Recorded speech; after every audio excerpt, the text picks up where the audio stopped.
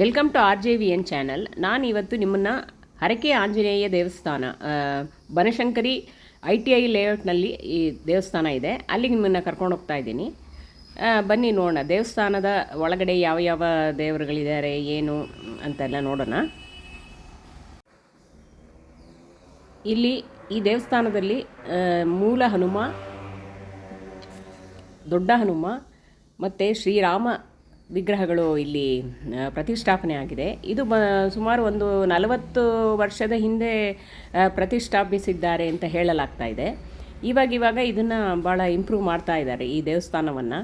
So ಇದು ಎಲ್ಲರಿಗೂ ಈಗ ಅದು ಭಾಳ ಪರಿಚಿತವಾಗಿದೆ, ಈಗ ಇತ್ತೀಚೆಗೆ ಪರಿಚಿತವಾಗಿದೆ. ಇದು ಇಲ್ಲಿ ಈ ದೇವಸ್ಥಾನ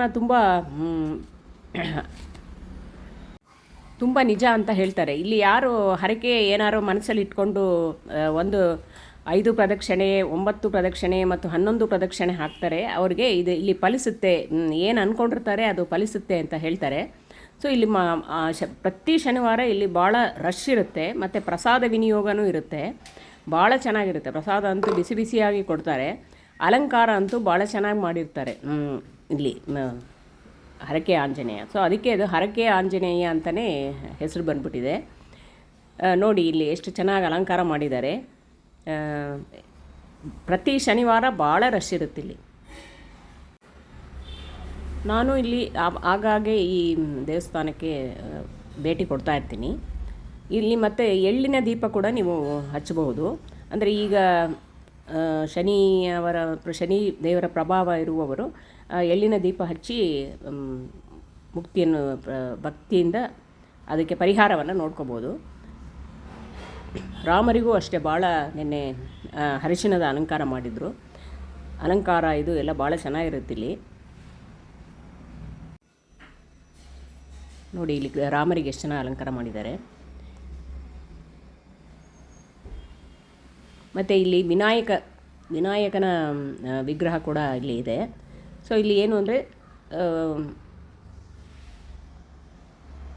ವಿನಾಯಕನ ವಿಗ್ರಹ, ದೊಡ್ಡ ಹನುಮ, ಚಿಕ್ಕ ಹನುಮ ಮತ್ತು ಶ್ರೀರಾಮರ ಪರಿವಾರ ಇಲ್ಲಿ ವಿಗ್ರಹಗಳು ಇದೆ. ಇದು ವಿನಾಯಕನ ವಿಗ್ರಹ.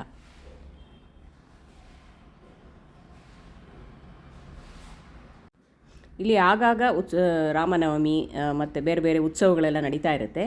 ಮತ್ತು ಅನ್ನದಾನ ಕೂಡ ಇಲ್ಲಿ ನಡೆಯುತ್ತೆ. ಆ ಉತ್ಸವದ ಟೈಮಲ್ಲಿ ಅನ್ನದಾನ ಕೂಡ ನಡೆಯುತ್ತೆ. ಸೊ ಯಾರು ಬೇಕಾದರೂ ಈ ಸೇವೆಗೆಲ್ಲ ನೀವು ಭಕ್ತಾದಿಗಳು ಸೇವೆಗೆಲ್ಲ ನೀವು ನಿಮ್ಮ ಕೈಲಾದ ಒಂದು ದಾನವನ್ನು ಮಾಡಬಹುದು.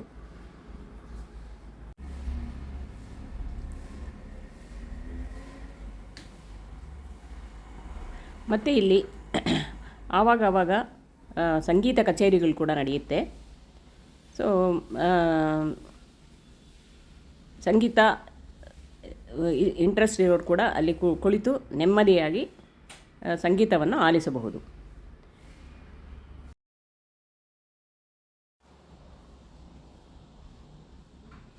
ಇಲ್ಲಿ ಧ್ವಜಸ್ತಂಭ ಕೂಡ ಇದೆ. ಸೊ ಭಕ್ತಾದಿಗಳು ತಮಗೆ ಎಷ್ಟಾಗುತ್ತೋ ಅಷ್ಟು 5, 9, 11 ಈ ಥರ ಪ್ರದಕ್ಷಿಣೆಗಳನ್ನು ಹಾಕಿ ತಮ್ಮ ಕೋರಿಕೆಗಳನ್ನು ಆಂಜನೇಯನಿಗೆ ಸಮರ್ಪಿಸಿ ತಮ್ಮ ಕೋರಿಕೆಗಳನ್ನು ನೆರವೇರಿಸ್ಕೋಬಹುದು. ಪ್ರಸಾದ ಕೂಡ ನಿಮಗೆ ಇಲ್ಲಿ ಪ್ರಸಾದ ವಿನಿಯೋಗ ಕೂಡ ಇರುತ್ತೆ. ಫ್ರೆಶ್ ಆಗಿ ಬಿಸಿ ಬಿಸಿಯಾಗಿ ಕೊಡ್ತಾ ಇರ್ತಾರೆ.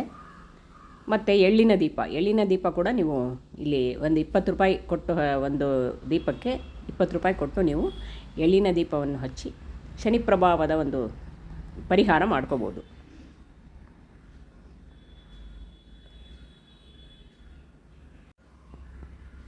ಮತ್ತು ಪ್ರಾಕಾರ ಕೂಡ ಭಾಳ ಚೆನ್ನಾಗಿದೆ. ಪ್ರದಕ್ಷಿಣೆ ಹಾಕೋಕ್ಕೆ ಭಾಳ ದೊಡ್ಡದಾಗಿ ಭಾಳ ಚೆನ್ನಾಗಿದೆ. ದೇವಸ್ಥಾನವೂ ಅಷ್ಟೇ, ನೋಡೋಕ್ಕೂ ಒಂದು ನಮಗೆ ಒಂದು ಭಕ್ತಿ ಬರೋ ಥರ ಇದೆ. ಭಾಳ ಚೆನ್ನಾಗಿದೆ. ನೀವು ಬನಶಂಕರಿಗೆ ಒಮ್ಮೆ ಭೇಟಿ ಕೊಟ್ಟರೆ ಇದನ್ನು ITI ಲೇಔಟ್ ಅಂತ ಹೇಳಬೇಕು. ITI ಲೇಔಟ್ ಹತ್ರ ಈ ದೇವಸ್ಥಾನ ಸ್ಥಾಪಿತವಾಗಿದೆ.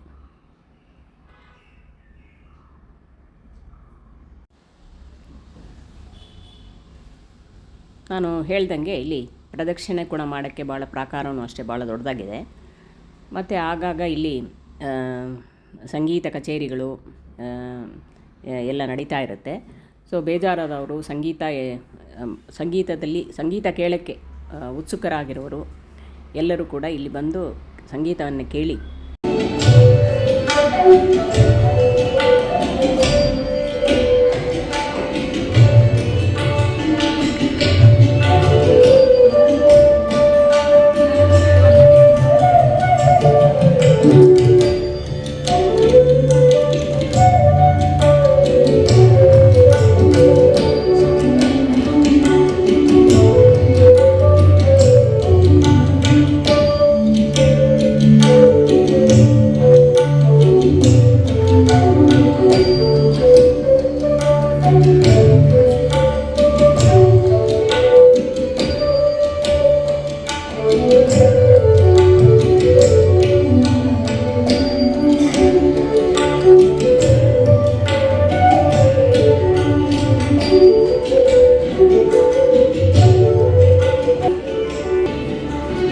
ಅಲ್ಲೇ ನಿಮಗೆ ಬೋರ್ಡ್ಗಳಲ್ಲಿ ಹಾಕಿರ್ತಾರೆ ಯಾವುದೇ ಸೇವೆಗೆ ಏನು ಅಂತ ಎಲ್ಲ.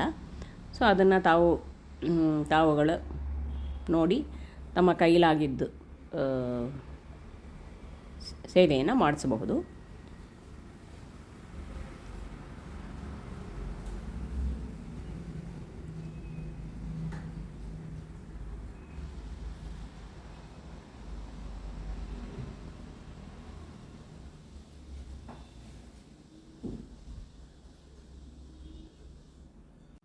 ನೀವು ಮೊದಲು ದೇವಸ್ಥಾನಕ್ಕೆ ಎಂಟ್ರಾದಾಗೇ ಅಲ್ಲಿ ಲೆಫ್ಟಲ್ಲಿ ನಿಮಗೆ ಅರ್ಚನೆ ಮಾಡೋರಿಗೆ ಅರ್ಚನೆ ಚೀಟಿಗಳನ್ನ ಕೊಡ್ತಾ ಇರ್ತಾರೆ. ನೀವು ಒಂದು 10 ರೂಪಾಯಿ ಏನೋ ಅರ್ಚನೆಗೆ ಕೊಟ್ಟು ಬೇಕಾದವರು ಅರ್ಚನೆ ಮಾಡಿಸ್ಬಹುದು. ಇಲ್ಲಿ ನೋಡಿ ನಿಮಗೆ ಸೇವೆ ರಾಮನವಮಿಗೆ ಯಾವ್ಯಾವ ಸೇವೆಗಳಿದೆ ಅಂತ ಹಾಕಿದ್ದಾರೆ. ಸೊ ಅದ್ರ ಪ್ರಕಾರ ತಮ್ಮ ಇಷ್ಟ ಮತ್ತು ಮನರಂಜನಾ ಕಾರ್ಯಕ್ರಮಗಳನ್ನು ಕೂಡ ಇಲ್ಲಿ ಆ ದಿನ ಏನೇನಿದೆ ಅಂತ ಹಾಕಿದ್ದಾರೆ. ಸೊ ತಾವುಗಳು ತಮಗೆ ಏನು ಸೇವೆ ಮಾಡ್ಬೋದು ಅನ್ನೋದನ್ನೆಲ್ಲ ಅಂದ್ಕೊಂಡು ನೀವು ಸೇವೆಗೆ ಕೊಡ್ಬೋದು ಆಂಜನೇಯ ದೇವರಿಗೆ. ಸೊ ಈ ವ್ಲಾಗ್ ಇಷ್ಟ ಆಗುತ್ತೆ ಅಂದರೆ ಪ್ಲೀಸ್ ಶೇರ್, ಸಬ್ಸ್ಕ್ರೈಬ್, ಲೈಕ್.